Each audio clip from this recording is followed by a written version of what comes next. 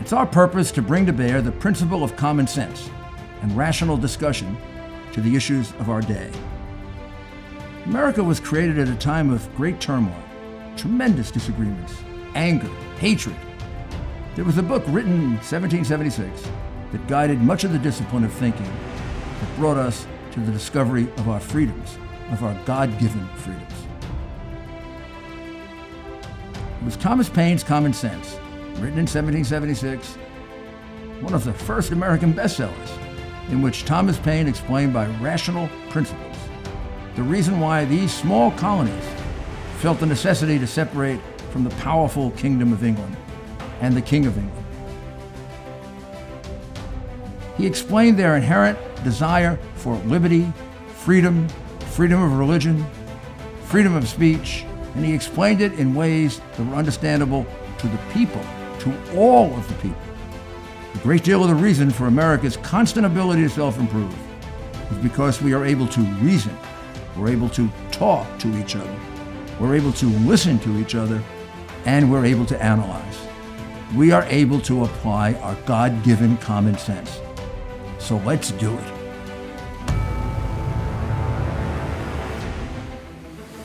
This is Rudy Giuliani, and I'm back with Rudy Giuliani's Common Sense. We now have the honor of interviewing Pastor Darrell Scott of the New Spirit Revival Center in Cleveland Heights, Ohio. Pastor Scott, I'm sure you know, he was a very, very fine speaker at the Republican convention in 2016.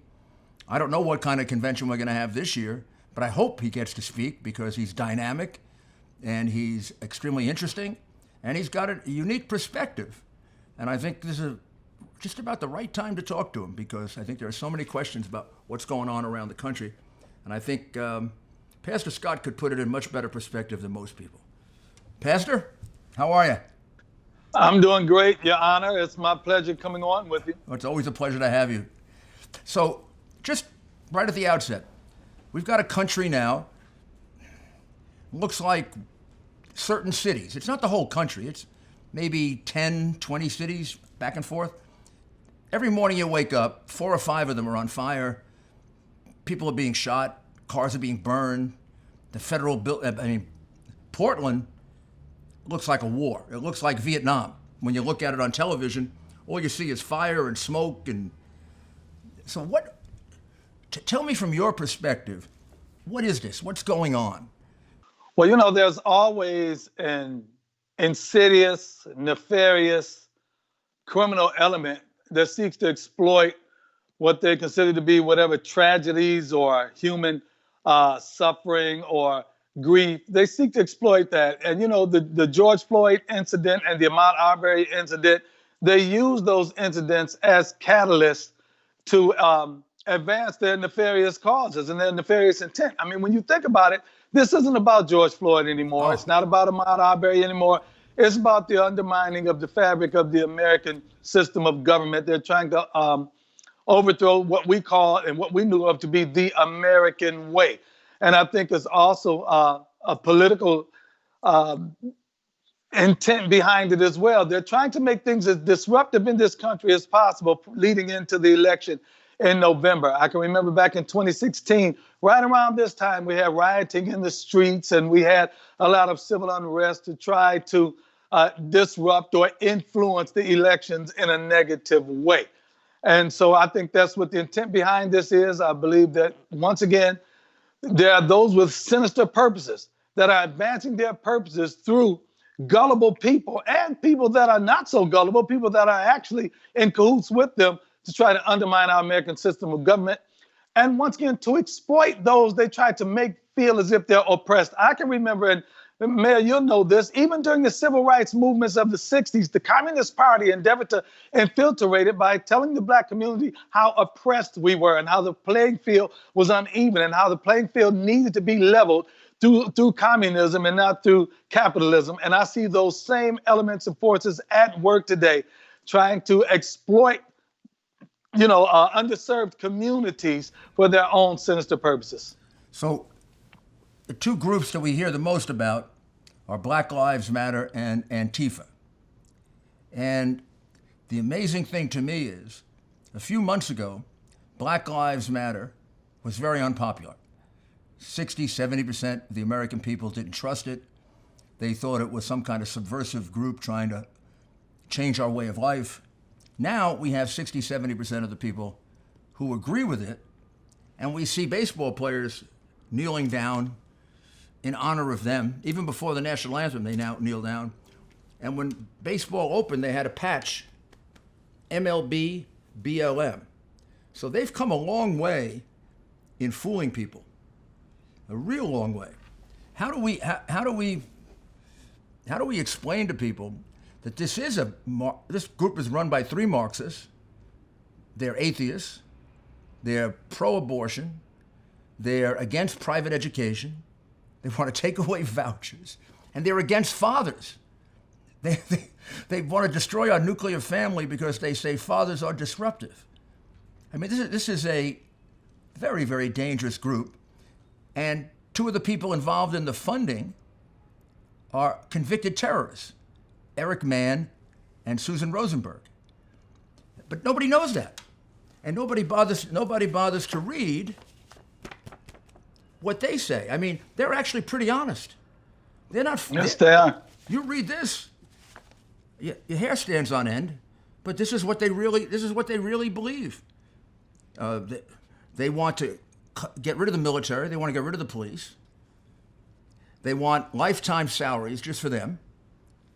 That must be nice. When you put it all together, how about this one? This is the retroactive decriminalization, immediate release of all drug-related offenses and prostitution. So that includes the drug dealers, not the people using it. I get it. I mean, President Trump did a good thing in straightening out the 1994 law, because a lot of people were in jail that didn't belong in jail. But not the drug dealers, the drug users. The drug dealers are like killers. I mean, they're killing young people. Yes, they are. You're absolutely right. Now, Black Lives Matter as a slogan, perfect.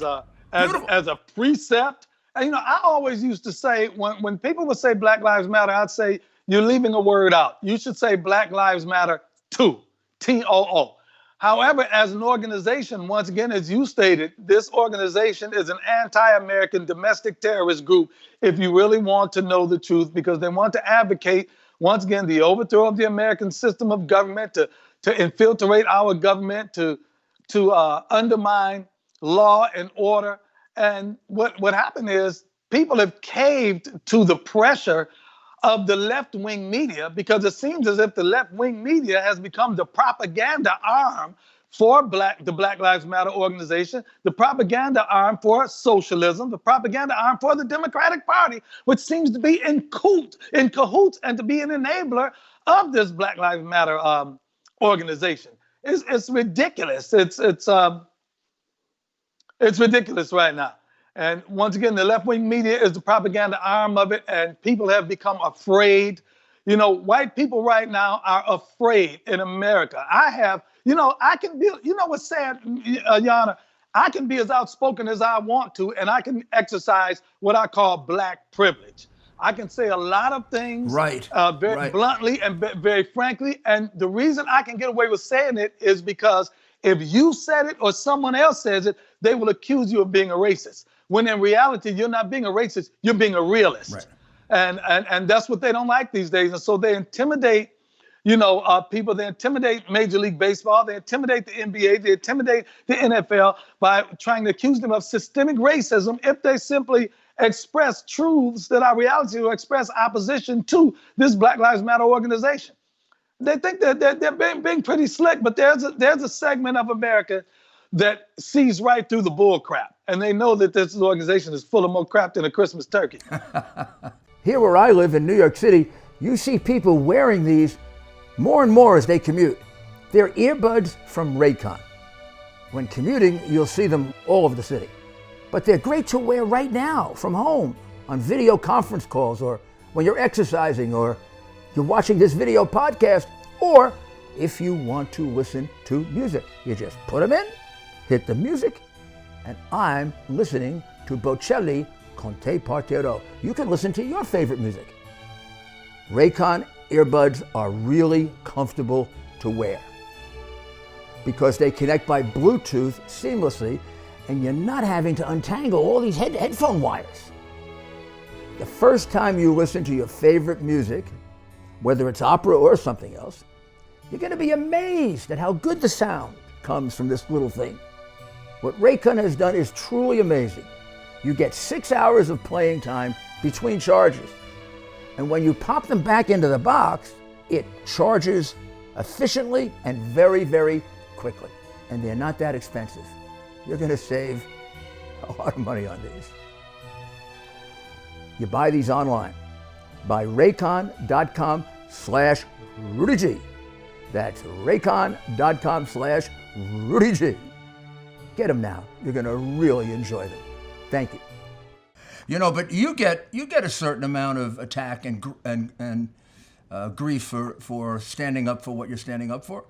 I mean, like Black Lives Matter says, when you ask them about police officers, what about a police officer that gets killed unjustifiably and he's black? Does that matter? They'll say no. Police officers actually become blue, not black. And they're just the same as a black police officer, just the same as a white police officer. What a crazy way to look at the world. I mean, that's completely racial view of the world.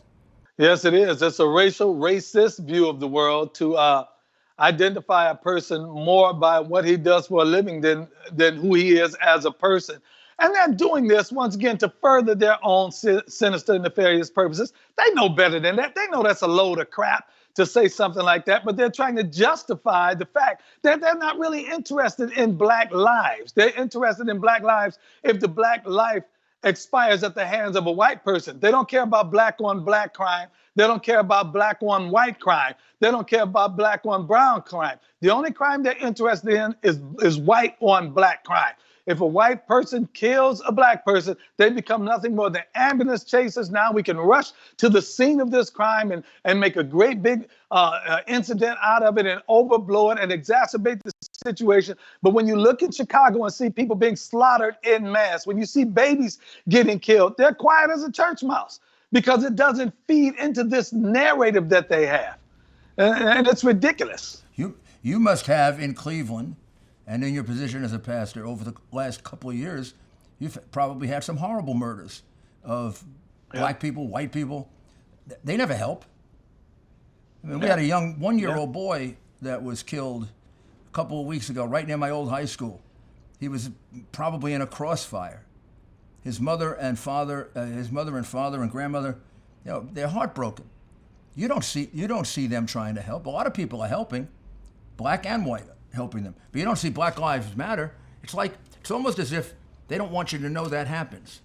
And if you do make mention of it, they seek to criticize you for saying that black on black crime is a problem. In a number of cities, the black youth are being killed, innocent bystanders. They want to minimize that. You don't see Al Sharpton going to do that funeral. You don't see Al Sharpton, or for that matter, Barack Hussein Obama speaking up saying, if there's such black activists, if they have such a concern for the black community, you don't see them stand up and say, listen, we need to stop killing each other. We can't complain about white on black crime if we're not doing anything about black on black crime. We have to sweep around our own porch first. We have to, as the Bible says, physician, heal thyself. We have to take care of the problems within our community first, that the problems that we're perpetrating and the crime we're perpetrating one against another. Obama is quiet. Al Sharpton is quiet. Jesse is quiet. All of these great black activists are quiet when it comes to matters of policing ourselves. But they're outspoken, or oftentimes their silence is seen as complicity when they don't denounce and they don't decry the fact that this violence is ridiculous, that there's chaos, there's confusion, there's crime, there's anarchy. What does breaking in a store, stealing flat screen TVs, how does that bring justice to George Floyd? How does that solve the issues of the black community, rioting and looting and burning and pillaging and carnage? And you see a former president of the United States who's quiet about it. But you know what? He was quiet about it in 2016 as well. It's almost like he condones it. And so, and then here's a guy that says we need to fundamentally change the American government. Fundamentally change what? Which branch? The executive branch, the judicial branch, the legislative branch? What do you mean fundamentally change the American government? He's full of crap too. and I said it here. I'm not saying it here first. I'm not saying it here first, but I'm repeating it here. He's full of crap too. You don't mince words, and I think that's so important because, looking from the outside, people don't get to hear these things because the mass media doesn't print it. I mean, if a black man is shot by a police officer, whether it's unjustified or justified, they will try to make it unjustified. So yes, in the case of Mr. Floyd, they were absolutely right. It was an unjustified shooting. It has to be brought to justice quickly and with very strong penalties. And the police have to learn from it. They've got to take it and they've got to try to figure out how to make that police department and other police departments better at handling people of all races. On the other hand, that's not going to solve much if you just solve the police problem. That'll solve, 10, 12, 15 murders a year. There's another 8,000 to deal with that they completely ignore. Yes. How can they live with themselves? You're absolutely right. And, I had a conversation with a black activist, and the black activist was saying, well, you can't look at the behavior of some of these rioters and protesters and paint the entire black community with a broad brush and say that this bad representation here is a representation of the entire community. And I said, well, then if that's the case, you can apply that same logic to the police department because you have some police that are bad actors. You can't paint all police as bad actors. You can't have something that's good for the goose and it not be good for the gander as well. That's an excellent point, Pastor. That's an excellent point, And the difference is when a police officer like that acts that way, everybody comes out against him. Everybody condemns him. White and black, right and left. I thought it was going to be a moment of unity for us because it's the first time I saw everybody agree in the first day. Everybody agreed. The president immediately. Unjustified, get the FBI in, people on the right, people on the left. And I think Antifa, Black Lives Matter, the radicals realized they had to create a wedge. One reason they created that wedge was because they were not able to somehow pin this on President Donald Trump. If they'd have been able to pin it on President Trump and make Trump the target, he'd have been the target of hatred for this, they would have had a good day. But the president, as you stated, he immediately came out. He immediately denounced the officers' actions. He immediately stated that there was an injustice done, and the left was like, oh, shucks. Yeah. We wanted Trump to say something so we could try to make him the face of this, but they weren't able to do it. I'm sorry. And the frustration boiled over where they had to take another tactic. Well, let's just burn everything down then because we can't pin it on Donald Trump. And it's sad, but that's what they wanted to do. They wanted to make him the face of the George Floyd incident. They wanted to make him the face of the Ahmaud Arbery incident, and they wanted to make him the face of this protest and rioting, and they can't. Right. And so there's a great deal of frustration there. You look at the mayor in Portland. The president brought the federal people in 6 days ago. They've been rioting for 60 days, and he blames it on the president. What about the first 50 days? And by the way, he was with the rioters when he got gassed. I mean, this guy's got to be a complete moron, right? A complete moron running a city. Yeah, he is a complete. He's with the rioters. He got gassed, and I wish they'd have cuffed him and took him in too. But you know what else is funny? They're complaining about the fact. Now watch this. They're complaining about the fact that we have agents there in unmarked cars. And it's very smart that they're using unmarked cars because now that car can't become a target for a firebomb or anything else. But when I was growing up and I came out of the streets, I had my time spent in the streets. There were a lot of times we were detained by agents in unmarked cars. We called them the Vice Squad. Yeah, right. Plain clothes officers, we call them in New York. Vice Squad. And the plain clothes are a lot more effective. The Trump campaign has a special offer just for you. President Trump really wants to give you a signed 2020 Make America Great Again hat. He wants to make sure the lucky winner is one of his top supporters. Be sure to enter soon because this is an opportunity you don't want to miss. This offer is only going to a select group of supporters, and you are one of them. All you have to do is text Rudy to 88022. And unlike Joe Biden, you'll remember that. Today, for your chance to win a signed 2020 Make America Great Again hat and own a piece of history. Again, that's Rudy, R-U-D-Y, to 88022 to enter to win this contest and join President Trump in the fight to keep America great for 4 more years. This was paid for by Donald J. Trump for President, Inc. Well, now, how about this? In my city, our best unit was called the anti-crime unit. Yeah. The anti-crime unit is exactly what you're talking about. They're cops who are dressed up like regular people so they can mingle in the crowds. They stopped all the pickpocketing. They stopped all the purse snatching. They stopped a lot of assaults on women because a guy starts it and he doesn't see a cop around, but you got a cop around and he gets right in there. And they were the most effective against getting guns out of the city. Yeah. The day after he disbanded them, we had like 150% increase in shootings just that day alone. And now we're up, last month we were up like 140% in shootings with them gone. We already did away with our plainclothes in New York. We don't have them anymore. That's ridiculous. And it's devastating. People are getting killed because the mayor made that decision. And all the mayor is doing is trying to ride a political tide once again to make Donald Trump look bad. I mean, he allows, do you realize here in Cleveland where I am, they have 2 Black Lives Matter murals that they have painted, and they've assigned 24-hour guards, police presence to protect these murals from being vandalized. 24 hours, they're putting police to protect the letters BLM. It's ridiculous. But they want to defund and dismantle the police department when it comes to protecting American citizens. It's stupid. Yeah. It's stupid. And oftentimes the plainclothes unit is the more effective unit because they're able to blend in and cut the crime off, actually a lot of times before the crime is even committed. That's exactly right. And particularly in a place like Cleveland or New York, the main beneficiaries are the Black community. Because you think about the Black criminals, what about the Black victims? Yeah. There are a lot more of them. I mean, a lot more people, like every community in the Black community, are good people who want to be left alone.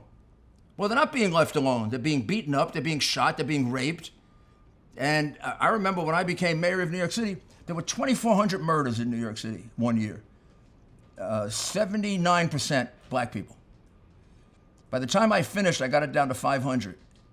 And the biggest reduction were for Black people. And they appreciated it tremendously. And you know what's funny, Mr. Mayor? They want to defund the police in the high crime areas. You won't see the low crime suburbs. They're not talking about defunding in the suburbs. They're not talking about defunding in the areas that have low crime and modest crime rates. They're talking about defunding and dismantling police in the high crime areas. It's stupid. It's ridiculous. They're trying to turn the asylum over to the inmates. Yeah, it's like you're fighting a war. The battle is over here. And you take all your troops and you put them over here. Who's going to win that battle? The bad guys are going to win that battle. Yes, they are. Do you think that I believe, and it took me a while and a lot of reading. This is also an orchestrated movement with people like George Soros funding it. 2 terrorists, Eric Mann, Susan Rosenberg, involved in training them. 2 convicted terrorists, one of whom was pardoned by President Clinton. Susan Rosenberg had 58 years in prison. Clinton let her out after 16 when he gave all those corrupt pardons. She has never disavowed being a terrorist. At her sentencing, she said her only regret was she didn't kill the police officers who arrested her. Those 2 people, Eric Mann and Susan Rosenberg, are some of the biggest advisors for the 3 women who run Black Lives Matter, who all identify themselves as Marxists and communists. But yet that's never reported. I think if people knew they were bowing down for an organization that was run by 3 avowed Marxists who want to overthrow our government, funded by 2 terrorists who have already been convicted of terrorism, they'd have a very different reaction. And that's why we have to get the truth out. Yes, we do. You and I and people like us, we got to just keep telling people and telling people. You're getting fooled here. This is terrible. How about in your community? You know, the people that you're close to in your congregation and your friends. How do they react to this? Well, they know that it's a bunch of garbage. You know, the media, the left-wing media, is trying to make the country oversensitive regarding matters of race and have everybody walking around on eggshells or walking this tightrope. So they're so careful that I don't want to be accused of being a racist. When the reality is, in this American country that we live in, we're still the greatest country on the face of the planet Earth. White people aren't getting up in the morning saying, I hate black people. Black people aren't getting up in the morning en masse saying, I hate white people. They're allowing the media, once again, to promote this political propaganda and make the country oversensitive in matters of race. Then you have a few high-profile dummies like Colin Kaepernick or LeBron James that, once again, are trying to overhype these matters of race. I mean, when I look up and I see athletes, when you see teenagers getting killed and you hear them quiet about that, and I say, well, let me see, these people have teenage children of their own and they're being quiet about that, but they want to exacerbate and elevate situations when it comes to matters of race. It makes me wonder, who's paying them? Who's behind this? Who's organizing this? This is more than just random interaction. There's a lot of organization behind this, but the people I'm in touch with, the people in my community, the people in my church, they see through this. They know it's a bunch of political smoke and that it's not really as substantive as people try to make it seem like it is. It's a bunch of garbage. Well, before I go, I have to ask you, because you probably know more about this than anyone. How will the president do in the black community in light of all the things that are happening? I think the president is going to do very well.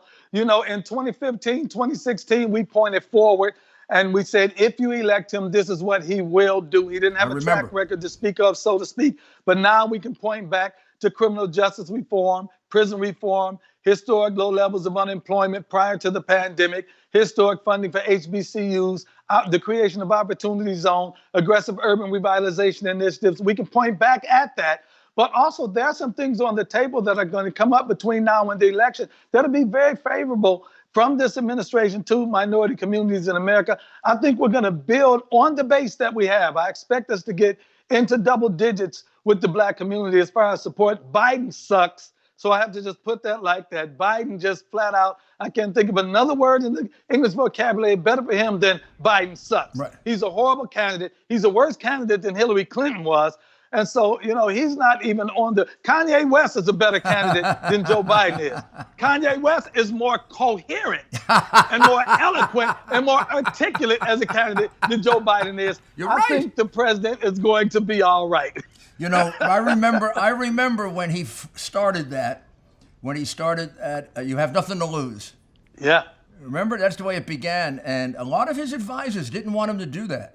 They said, oh, you're not getting any black vote, you're wasting time. He said, no, I think, number one, I think I can get a black vote. And number two, you got to try. Nobody ever tried before, really tried. So I'm gonna ask for that vote the same way I ask for every other vote. And we may get a little bit the first time, more the second time, but that's how you build and change a political party. And I don't think people realize that. I mean, he began and he got a great reception when he did it, when he said, what do you got to lose? And he went over all the rates, the crime rates, the unemployment rate, the lack of jobs, the low wages. He changed all that. Until this pandemic, these were the highest numbers that minorities had ever achieved in terms of wages, jobs, lowest unemployment. He produced what no other president produced.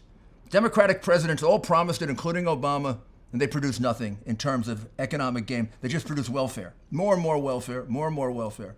And there's no doubt as we come back out of the pandemic, and the economy is already showing a lot of life, his first objective is to put all those gains back. And I bet he'll do better second time around. I think so too. I do too. I mean, when I look at the stock market is back up. and the left-wing media is being quiet about that. And when the president said, "What do you have to lose?" You know what he was saying, Mr. Mayor? He was saying, "Give me a shot." Yeah, exactly. Just give me a shot. Yeah, they've been Give me a they've been shot. screwing you for years, double crossing you for years. And in 4 years, come back and tell me how I did. And here it is 4 years later, and he's done a great, great job. He's exceeded expectations, and he's exceeded his campaign promises to the black community. Well, thank you. He's done a great job. Thank you very much, Darrell. Keep at it. I'll see you very shortly. Thanks for having me. This God man's bless you, exceptional, and we're very, very fortunate to have him on our side. America is. Thank you, Pastor. Thank you. God bless you. That was a very interesting discussion with a very dynamic pastor, Darrell Scott. He's one of the leaders, not just in the black community, but in America.